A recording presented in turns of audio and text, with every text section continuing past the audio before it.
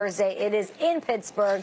It's going to be a wild one. There's a lot of implications. Everything is so close, AFC and NFC. So let's bring in our friend, Aditi Kinkhabwala, who's in Pittsburgh this morning. And let's talk about those Steelers. They won in Indianapolis Sunday, but they did lose two key defensive players along the way. Mike Mitchell, Joe Hayden. Joe Hayden, that is big. So is Mike Mitchell. So is Pittsburgh concerned? Should fans be concerned about the health of their secondary? Okay, let's talk about Joe Hayden first. That's the bigger deal. He does have a slight fracture in his fibula. Now, here's the good news on that. Even though it is essentially a broken leg, as Mike Tomlin likes to say, the Steelers are going to leave the light on for him. He's not going to IR, and there is hope that he could be back in as few as 4, maybe 6 weeks. So he is someone that they're banking on returning. He's had a huge role in the way that this secondary has played, how improved this secondary has been. Now, Mike Mitchell, safety, he did have some swelling in his ankle. He wore home a walking boot. I saw him earlier. He's still limping a little bit, but he is not wearing that boot anymore. The hope on Sunday night was that he would indeed be able to play on Thursday. He said to me, those guys can't keep me down, and Tomlin is not ruling out the possibility that he's there Thursday. This is really important for the Steelers because on Sunday against the Colts, they allowed 2 huge pass plays, 2 50-plus yard pass plays. That's something they really need to keep up. Minimize. But here's one thing that's good news for the Steelers, and that's that Cody Sensabaugh, a seasoned starter in the NFL, is indeed here. He's talked about how he's ready to step up, and he's someone that this team has a lot of faith in. Speaking of the Steelers defense, how about a guy who spent 16 years in Pittsburgh, over 2 stints as a defensive coordinator and also as a defensive backs coach, winning 2 Super Bowls along the way, of course.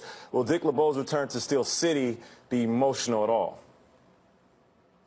Oh, I'm sure, Nate. I mean, I think it'll also be a little bit weird. Dick LeBeau was the face of this franchise in many ways, and especially this time of year. Dick LeBeau used to recite "'Twas the Night Before Christmas" from memory for players during Christmas time, and several guys have talked about that. He, of course, left in 2015 when the Steelers wanted to make way for Keith Butler, who had been the linebackers coach here for 10 years. Cam Hayward talked about the fact that anybody who played for Dick LeBeau essentially grew up under Dick LeBeau, that many of the characteristics of this team are characteristics of Dick LeBeau's. And Mike Tomlin himself said that while it would be awesome to see him from a personal front, he said you never want to see Dick LeBeau in a headset on the opposite sideline. And I'll leave you with this. Dick LeBeau currently is 3-0 against AFC North teams this year. How about that? Incredible insight from you as usual, Aditi. We're looking forward to hearing from you throughout the day right here on the NFL Network. Great stuff with Aditi there. We officially have wrapped up Week 10. I'd say it's official. Yes. We did what we learned. We got our jerseys. These are so amazing. I can't get over it. You like the 43? Does that work? Yes, my favorite number. It's just got password on my cell phone. You guys all know that. The world does. So it's on to Week 11 here on NFL Network in the NFL. We have reporters all across the country bringing you the very latest. So let's kick it off with our very own Tom Pelissero, who's with the Vikings. Thanks, Kay. Vikings coach Mike Zimmer would not reveal Monday who will start at quarterback this week against the Rams.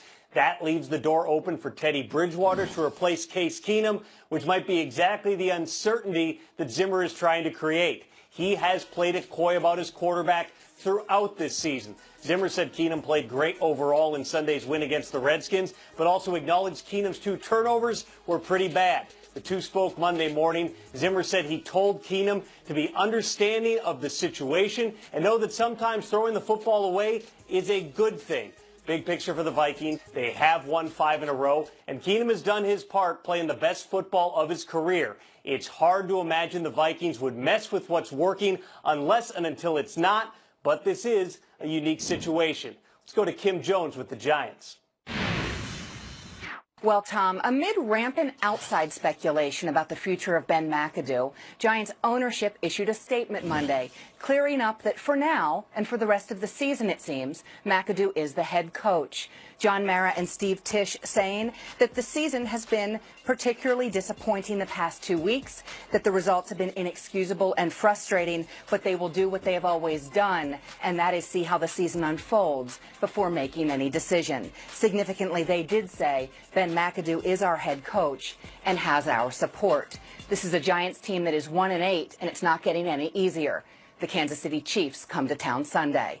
Now to James Palmer with the Broncos.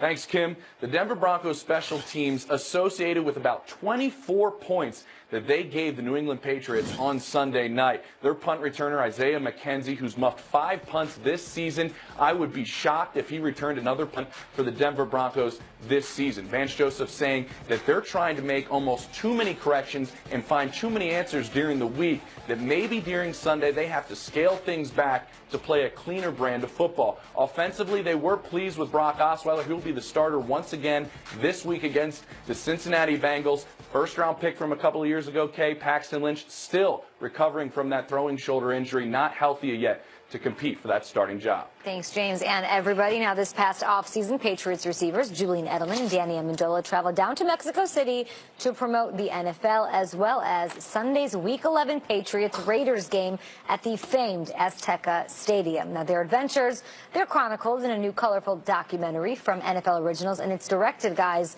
by none other than Edelman and Amendola themselves.